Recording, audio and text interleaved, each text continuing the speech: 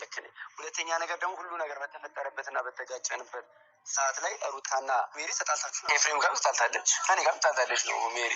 ግን የዚህ ቀን ነው የምላችሁ የዚህ ቀን ከሜሪ ጋር ምን ታደርጉ ነው ተገናኛችሁት? ተጣላችሁ በኋላ ካፌ ላይ ተገናኝታችሁ? አዎ ተገናኝተናል። የሩታ ኮንፊደንስ ማለት ነው። ሁላችንም የመዳም ቅመሞች ሊኖረው የሚገባ ኮንፊደንስ ነው። ሀቂቃ ነው ብላቸው አልዋሽም። ላይክ፣ ሼር፣ ሰብስክራይብ እያደረጋችሁ ስለሆነ ቤተሰብ እየሆናችሁ ስለሆነ በዚሁ አጋጣሚ በጣም ነው የማመሰግነው። ግን እዚህ ጋር አንድ ጥያቄ አለኝ ለዳኒ ማለት ነው። እኔ አንድ ጥያቄ አለኝ ለዳኒ። ዳኒ አሁንም ከነ ሩታና ከነ ኤፍሬም ከነ ሜሪ ጋር እየሰራ ነው። ነገር ግን በሆነ ነገር አስቀይመውት ግል ስላወጡት ነው። አሁን በሰሞኑ ድራማ እንደተሰራብን ማለት ነው። እኛን መዋሸቱን ተከታዮችም መዋሸት ምን አስፈለገ እዚህ ጋር ማለት ነው። እና በጣም የሚያሳዝን ነገር ነው። እና እኔ እንጃ ቆየ ካልዋሻችሁ ሌላ ነገር ካልጨመራችሁ አይታይልኝም ብላችሁ ነው የምታስቡት እናንተ እኮ ማለት የፈለገው መሬቱ ራሱ ብትለቁት የፈለጋችሁ ነገር ግድግዳ ራሱ ቀርጻችሁ ይሄው ግድግዳ እዩ ይሄ ምናምን ብላችሁ ራሱ ብትቀርጹ እኮ ይታያላችኋል። ኦኬ።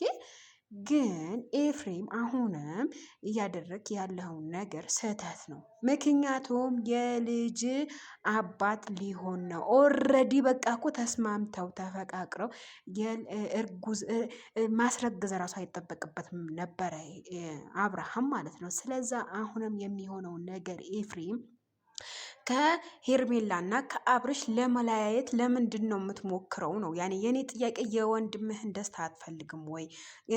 እንዴት ነው? ቆይ እኔ እኮ ትላንትና ብዙ ነገር ተናግሬያለሁ። ሀቂቃ በጣም ተናድጄ በጣም ስሜታዊ ሆኜ ማለት ነው። እዚህ ጋር አሁን ኤፍሬም የአብርሃም ህይወት ደስተኛም ይሆን አዘንተኛም ይሆን አንተ ትኖርለታለህ ወይ? ያኔ ምሳሌ ያንተ ህይወት እኮ አብርሃም አይኖረውም። ወረዴ ጊዜያችሁ ሰዓታችሁ እድሜያችሁ እየጨረሳችሁ ነው ወደዚህ ወደዛ እያላችሁ ማለት ነው። ሩትዬ ለምንድን ነው ኤፍሬም ከህይወትህ አስወጥ በቃ ሩቲ ሲጀመር ምንም ነገር ስትስራ ከማንም ጋር ተስራ ማሻላ ጎበዝና ጠንካራ ናት። ኮንፊደንስ ያላት ልጅ ናት። ኦኬ። አሁን እዚህ ጋር ምንም የዋሸችው ነገር የለም። አሁን አብርሃም ትላንትና ከነ ዳኒ ጋር የሰራው ቪዲዮ ላይ ለምንድን ነው ከሜሪ ጋር የተገናኘችው ስትባል አልዋሸችም። ሀቂቃ እውነት ነው የተናገረችው። ምክንያቱም እንደዚህ አይነት ኮንፊደንስ ሊኖረው የሚገባ የእያንዳንድ ሴቶች ተግባራዊ ሊሆን ነው ሊሆን የምንችልበት መንገድ እኛ ራሱ መፈለግ አለብን ብዬ የምገምተው ማለት ነው። ስለዛ ኤፍሬም ከሄርሜላና ከአብርሃም ህይወት ለምንድን ነው የማትወጣው? የኔ ጥያቄ ነው። በቃ